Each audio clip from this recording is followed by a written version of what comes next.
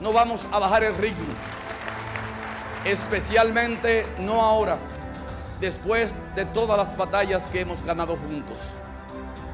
Nuestros próceres no pararon de luchar hasta dejar a sus hijos el legado de una nación independiente, soberana y en paz. Y nosotros, siguiendo humildemente su ejemplo, continuaremos trabajando sin descanso mientras esté bajo nuestra responsabilidad el futuro de nuestro país.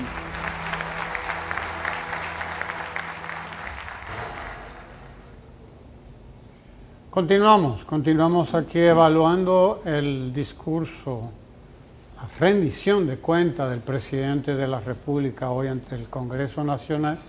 Y está con nosotros pues el ministro de Salud, el doctor Rafael Sánchez Cárdenas, con quien, bueno, compartimos sus impresiones sobre algunas de las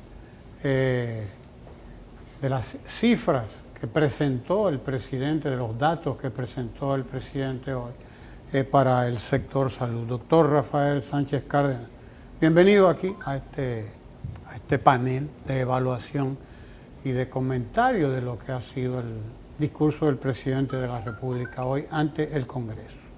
En salud tenemos 42 nuevos hospitales, 42, si no se cuenta, 57 hospitales reconstruidos y equipados. En 42 hay habitaciones de 2 camas con mejores servicios. La ciudad sanitaria, Luis Eduardo Aybar, 13 hospitales antes del 16 de agosto que quedan ahí, 22.000 médicos mejor pagados, 44 centros de diagnóstico de atención primaria en 8 de cada 10 dominicanos afiliados al Seguro Familiar de Salud, es decir, una cobertura impresionante si nos comparamos con lo que habíamos sido 8 años antes.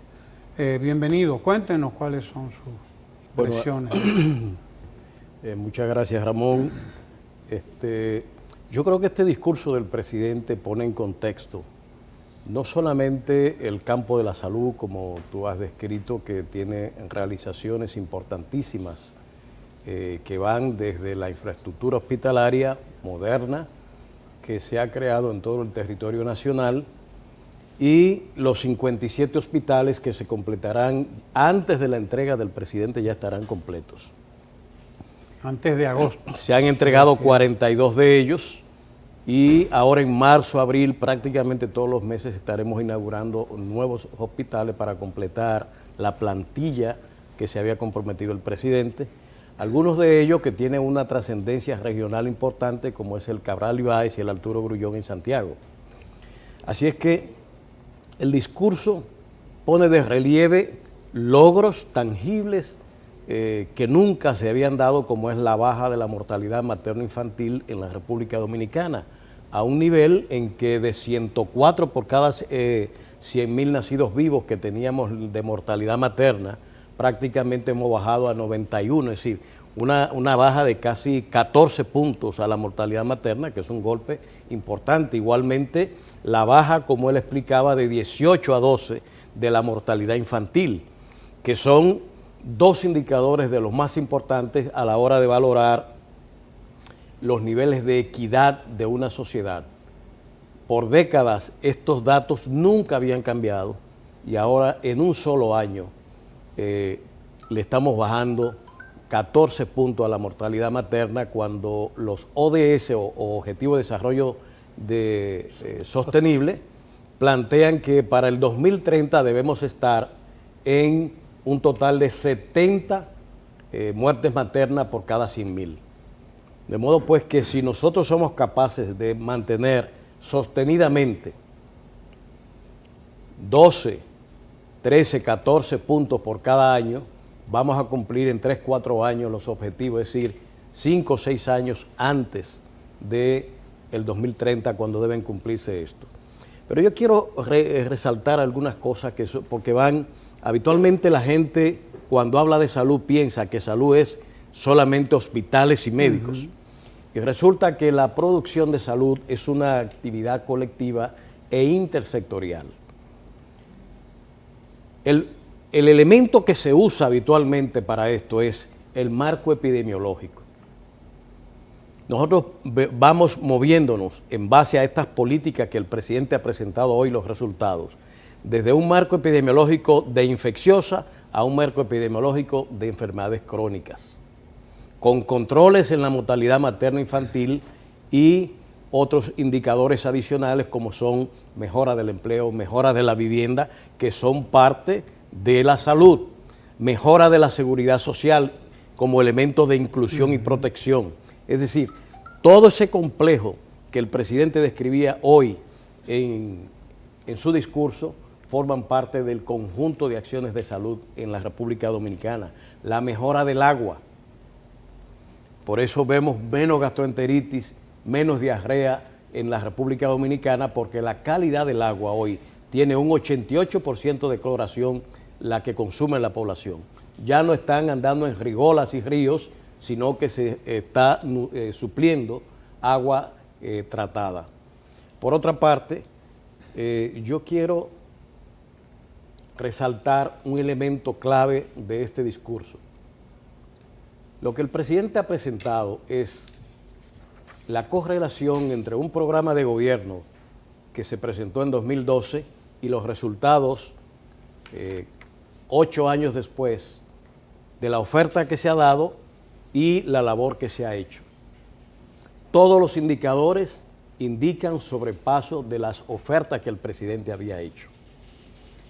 El empleo que prometió 100,000 y la media que ha creado por año es de 127,000, es decir, un 25% más de lo que había ofrecido a la población. Y eso es algo que se puede constatar, porque mejoró el ingreso, mejoró la calidad sanitaria, mejoró el empleo y por tanto la capacidad de compra de la gente, mejoró el estatus social de la gente, que se ha expresado en la calidad de la vivienda, en la adquisición de bienes domésticos, neveras, televisores, equipos de música, televisores, lavadoras, es decir, todo el mundo está accediendo a estos bienes que se han abaratado en el país, y los ingresos mayores que la población tiene le ha permitido una adquisición mayor. Usted se para en el Puente Duarte y usted puede ver todas las antenitas de Codetel, porque todo el mundo tiene teléfono y tiene televisión por cable. Y eso es el resultado de este conjunto de acciones que el presidente ha descrito.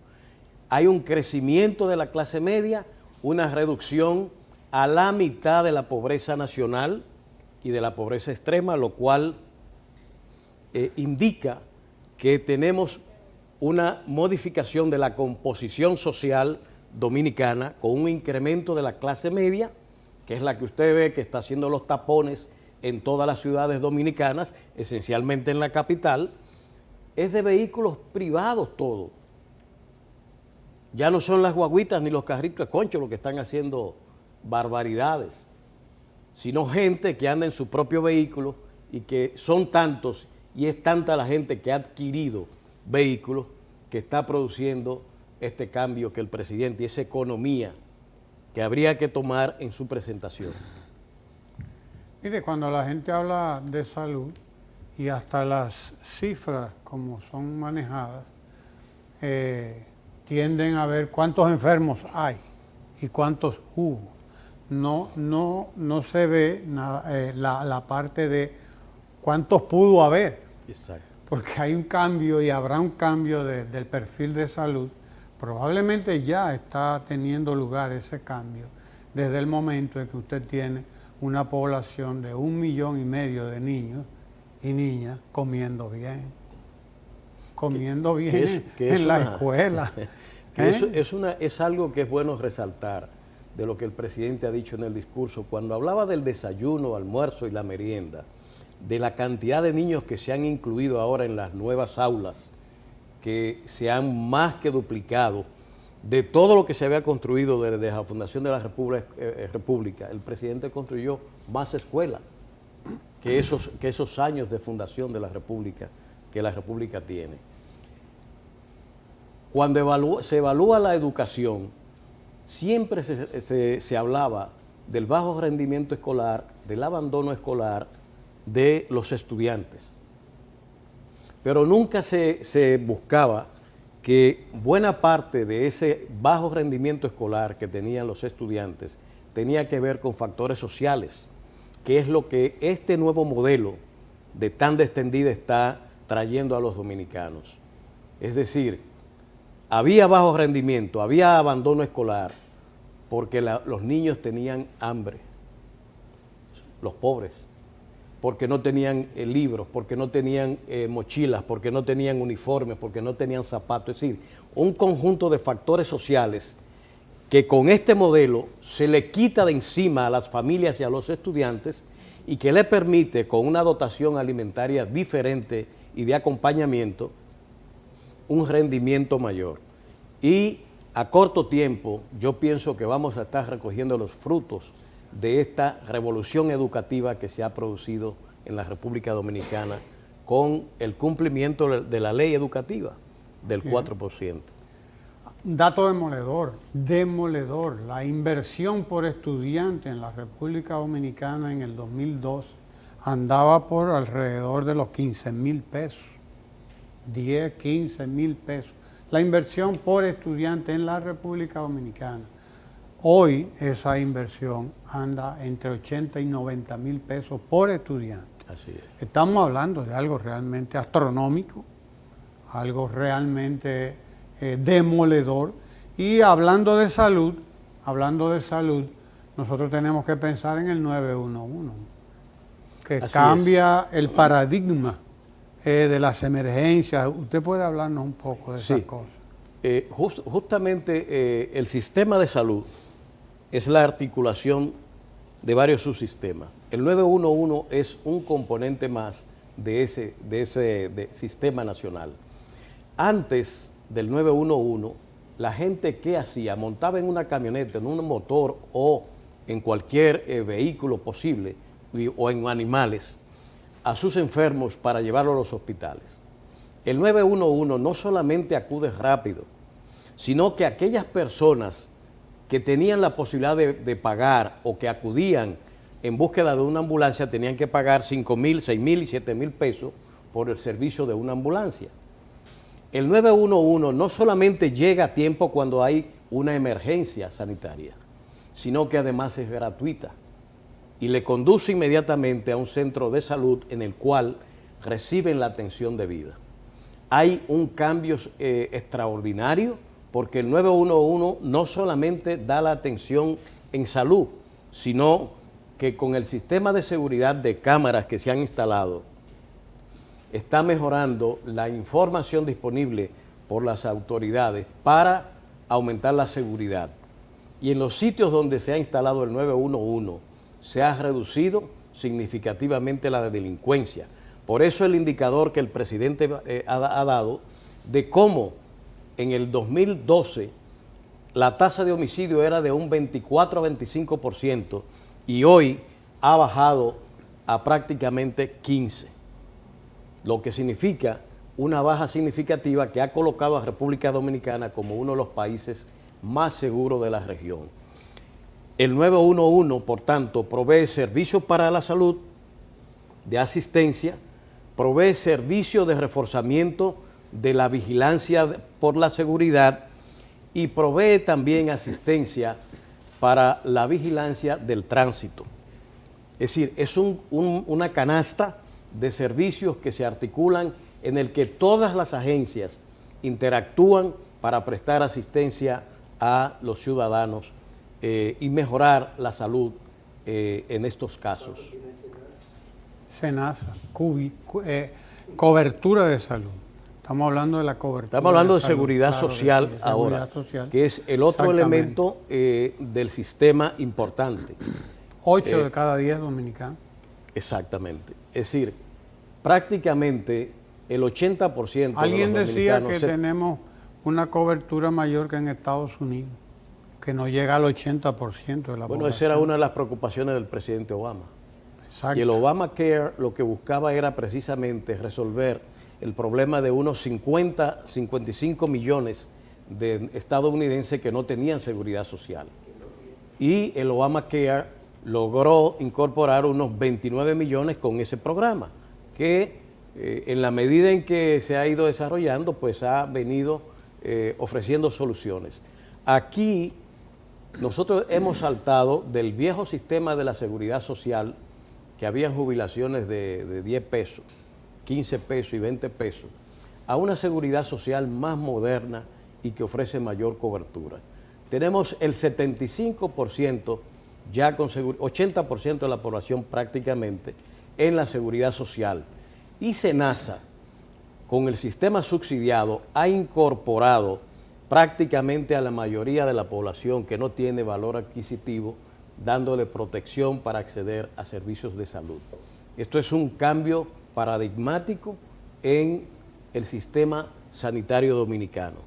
Usted suma la acción de SENASA, lo del 911, la mejora de la infraestructura hospitalaria, la capacitación ingente que se ha hecho de los recursos humanos del sistema sanitario, la tecnología que se ha incluido dentro de los nuevos hospitales y los controles sanitarios que se han ido incrementando en la República Dominicana cada vez más efectivos.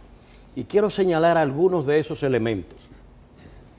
El año pasado fue un año epidémico para el dengue, en el que tuvimos una reducción con relación a la última epidemia de la letalidad en un 50%. Nadie habla de eso. Pero en el 15, durante esa epidemia, murieron 104 dominicanos. Y el año pasado murieron 52. De manera que hay una reducción significativa de la letalidad, aunque hubo una incidencia un poco mayor. Pero el problema que tenemos con eso, no, en América Latina, República Dominicana ni se compara. Estamos hablando de que los casos de Guatemala, Honduras, El Salvador y esos países es una cantidad impresionante de casos, de más de 30.000, 40.000, 60.000 casos con una letalidad altísima. En algunos momentos las cifras se quedan cortas y miden fragmentos de la vida de la gente, de las sociedades. Por eso las Naciones Unidas y esas instituciones proponen mediciones que son más abarcadoras. Por ejemplo, el Índice de Desarrollo Humano, que ve varios componentes del desarrollo humano, empleo, educación, salud, etcétera, para determinar cuál es el grado de desarrollo de una sociedad. Porque uno tiene que estar mirando aquí como las cosas como por partes, por sectores. Lo digo porque, por ejemplo, la inversión que se hace en las estancias infantiles, por ejemplo, es una inversión fundamental también, que tiene que ver con el presente del país, que será el futuro también. Es decir, es un trabajo con la población más chiquitita del país, que nos va a garantizar la continuidad de todo lo que ahora estamos consiguiendo, que es de remedio. Estamos poniendo remedio a la cosa, porque la recibimos realmente en una situación lamentable. Resulta que al invertir ahí, en esos lugares, estamos garantizando ya la sostenibilidad, la sostenibilidad de todo esto que se está consiguiendo. Pero justamente esa es otra de las políticas que se ha dado y que es bueno mencionar, que articulan la atención a la población. Porque tenemos la labor de CONANI con la infancia, tenemos la labor que se realiza del CONAPE con el adulto mayor, que es otra de las acciones sectoriales que el gobierno ha venido dando protección a los viejitos y abuelos de este país. Y por otro lado, con la infancia primera. De 0 a 4 años.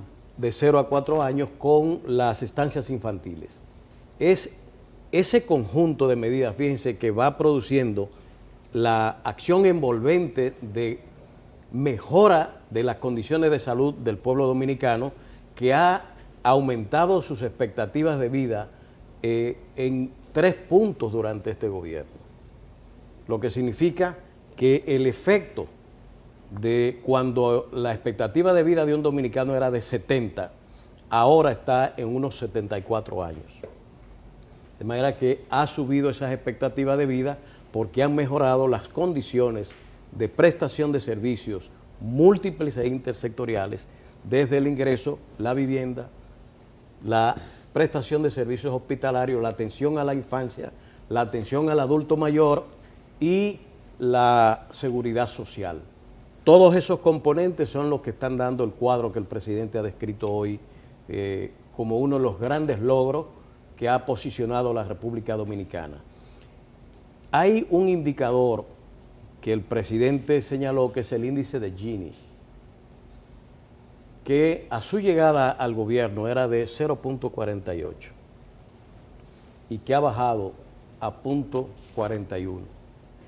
Es decir, 7 puntos. la gente no tiene idea de estos indicadores, qué significan cuando los organismos internacionales están midiendo esto. Esto lo que mide es cómo la desigualdad ha ido bajando en la República Dominicana. El índice Gini se mantuvo por décadas rondando entre 0.52 y 0.48, que estaba en el año 2012, cuando el presidente llega. Y hoy, 19, cerramos con 0.41, la reducción de 7 puntos. Así es. Y eso lo que mide es la tasa de desigualdad que hay en la sociedad, que el presidente ha descrito con cada uno de los factores que ha ido describiendo de intervención y de cumplimiento de las ofertas electorales, cómo ha ido impactando los diferentes sectores de la República Dominicana.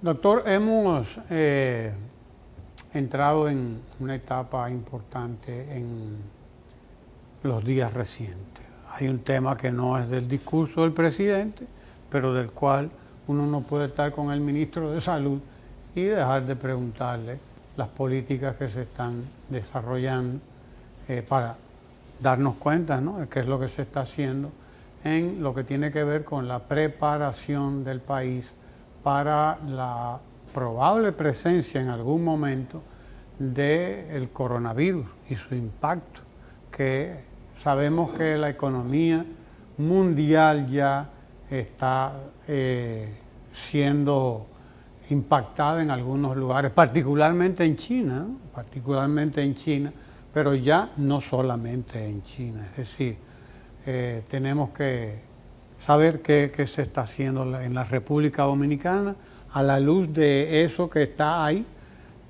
Sí. Bueno, esta es una enfermedad que, como bien dice, se inició en China, en la ciudad capital de la provincia de Hubei, Wuhan, y que concentra la mayoría de los casos que se han producido. El nivel de riesgo del país, mientras se mantuvo a China como el país generador y exportador de casos, de activos, se mantenía en un riesgo moderado. Pero ahora ha repentinamente salido a escena Italia, lo cual cambia radicalmente la situación de riesgo para República Dominicana. No hay vuelo directo de China a República Dominicana, aunque hay un comercio bastante activo con la República Popular China y todo el Oriente, incluyendo Taiwán, Japón, etc. Pero sí tenemos un flujo de ciudadanos italianos que vienen al país con vuelos directos bastante importante. Son miles y miles los ciudadanos italianos que llegan al país y que tienen una capacidad de involucramiento e interrelación dentro de la población dominicana sumamente importante. Usted se halla los italianos por los barrios, por todas partes. Donde quiera están los italianos, con un nivel de aplatanamiento impresionante en la República Dominicana. Eso significa que teniendo a Lombardía y Veneto, dos regiones italianas, Lombardía en el norte, que tiene como capital a Milán, y de donde vienen una buena parte de los italianos que vienen al país, como la principal amenaza que tenemos en estos momentos. España, que no tenía casos activos, confirmados, ya tiene varios casos confirmados. Grecia también, Montenegro y otros países de la antigua Yugoslavia también han sido afectados por la emergencia de Italia como un exportador de coronavirus para todo el mundo. Las Islas Canarias también han sido afectadas. Eso significa que ese riesgo del que estoy hablando nos pone en un grado mucho mayor de peligro de que el virus pueda penetrar a la República Dominicana. América Latina no tenía el virus hasta que Brasil confirmó ya un caso, y es el primer caso en América Latina. Solamente Estados Unidos y Canadá tenían casos. Ahora está Brasil con un caso ya confirmado. No tenemos reporte de otros países que hayan confirmado casos. Pero lo que tenemos es ese riesgo ahí. Nosotros, siguiendo el Reglamento Sanitario Internacional, preparamos un plan de contingencia para enfrentar esto, que va desde los controles en los puntos de entrada y salida del país, la capacitación de los recursos humanos, la duplicación de los técnicos en los puntos de entrada principales, la emisión de resoluciones que controlan el flujo de pasajeros al país con una serie de protocolos que exige el Reglamento Sanitario Internacional, y a la vez limitando la entrada de ciudadanos que vengan de China a 2 aeropuertos. Punta Cana, que tiene el 65% del flujo internacional, y las Américas. Y allí hemos concentrado desde ambulancias y equipos de protección del personal de salud, orientaciones y capacitaciones a las otras agencias que participan con nosotros en la vigilancia sanitaria, y los controles en los puertos de entrada de los cruceros, como son Amber en Luperón, Puerto Plata, La Romana principalmente, que son los que reciben la mayor cantidad de los turistas. Hoy incluso hemos devuelto uno de esos cruceros de La Romana debido a que tenía 7 personas con síndromes respiratorios agudos activos. En la notificación primaria que se hizo de alta mar era que habían 4, entre ellos un británico que estaba en muy malas condiciones, y luego a puerto ha llegado ya con 7, incluyendo parte de tripulación. En base a la revisión que ha hecho la Dirección Provincial de Salud y de Epidemiología, se impidió el desembarco de las personas y se ha ordenado salida de puerto a la nave. Entonces, todas estas medidas... Que se lleven su coronavirus para allá. No se ha confirmado que sea coronavirus. Bueno, lo que sea. Lo que sí hay es ciudadanos que provenían de diversos países, y lo hemos tomado como una medida de precaución a la que cada país tiene derecho según el Reglamento Sanitario Internacional. ¿Cómo nos hemos preparado? Sabemos que hay algunos hospitales que disponen de salas para eso, para aislar los probables casos que se presenten. Cuéntenos. Se ha hecho una preparación, ¿no? El país no tiene un volumen tipo China que en una semana, 10 días le hace un hospital de esa naturaleza. Nosotros la infraestructura que tenemos la hemos preparado con unidades de aislamiento en el Hospital de la Altagracia, la Fuerza Aérea, el Ramón de Lara, el Hospital Cabral Ibáez, otra unidad, en el Marcelino Vélez, otra unidad de aislamiento, en Puerto Plata también. Es decir, estos son los hospitales y la línea de acción que hemos seguido creando salas de aislamiento. Ya hace 2 semanas ya prácticamente, ustedes pudieron ver la retención de unos ciudadanos chinos que habían estado en Cantón, y que 2 de ellos presentaban sintomatología. Y según el protocolo, cuando un ciudadano viene, número 1, que es el protocolo que se sigue, de China, número 2, que presenta sintomatología, inmediatamente se hace la detección de la toma de los pacientes, el aislamiento y la realización de las pruebas para determinar si se trata o no del coronavirus. Felizmente esos ciudadanos salieron sola positivo a la influenza A y se despacharon. Estamos hablando de la influenza esa que usted ve ahora aquí en el país de manera normal. Entonces esos hospitales están ahí. Estamos iniciando la creación de una unidad de aislamiento más amplia y específica que mañana se inicia ya los trabajos definitivos en la base naval que está aquí ubicada en las Américas. Eso va a crear una infraestructura especializada para manejo de casos en la eventualidad de que necesite mayores aislamientos. Hemos visto una disposición que acaba de emitir el presidente de la República también para que se declaren de emergencia los procesos que tienen que ver con la adquisición de medicamentos para esto, ¿verdad?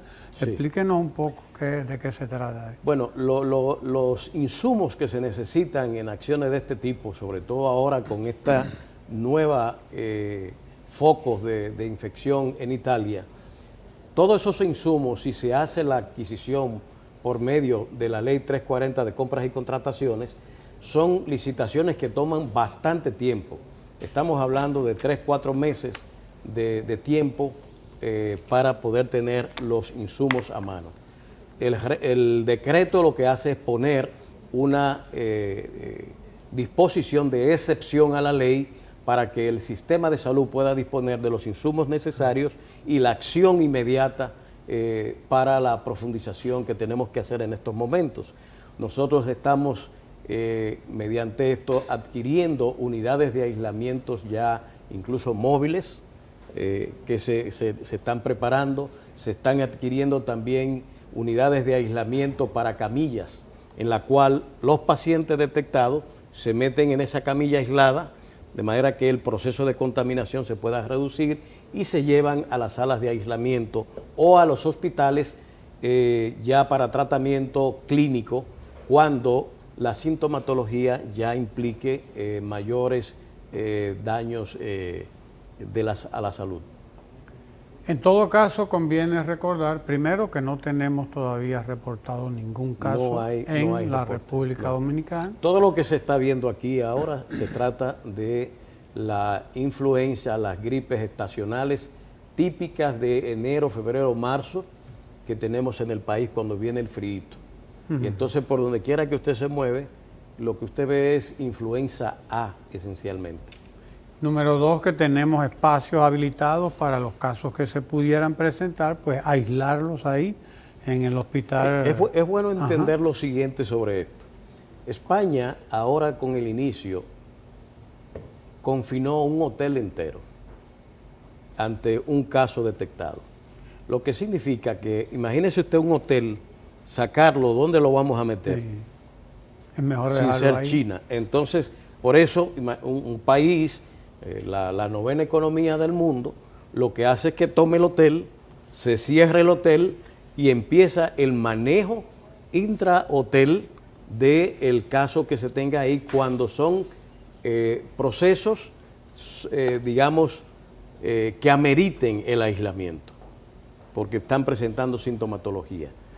Igualmente, fíjense lo que pasó en Japón con el crucero en el cual entró a Japón la infección. Se confinaron allí y eso se pudo controlar y fueron sacando progresivamente los pacientes que estaban más complicados del crucero. Pero habitualmente las medidas pueden implicar eso y es bueno que los hoteleros y la gente que trabaja en las navieras pues entiendan las acciones que puede implicar una intervención sanitaria para preservar al país de una afección como esta. Gracias al ministro de Salud, el doctor Rafael Sánchez Cárdenas, por compartir con nosotros aquí, comentar un poco del discurso del presidente de la República y estas informaciones también sobre la evolución del tema del coronavirus a nivel mundial. Usted quédese ahí en el canal 4RD, no se vaya. A parar. no vamos a bajar el ritmo, especialmente no ahora, después de todas las batallas que hemos ganado juntos. Nuestros próceres no pararon de luchar hasta dejar a sus hijos el legado de una nación independiente, soberana y en paz. Y nosotros, siguiendo humildemente su ejemplo, continuaremos trabajando sin descanso mientras esté bajo nuestra responsabilidad el futuro de nuestro país.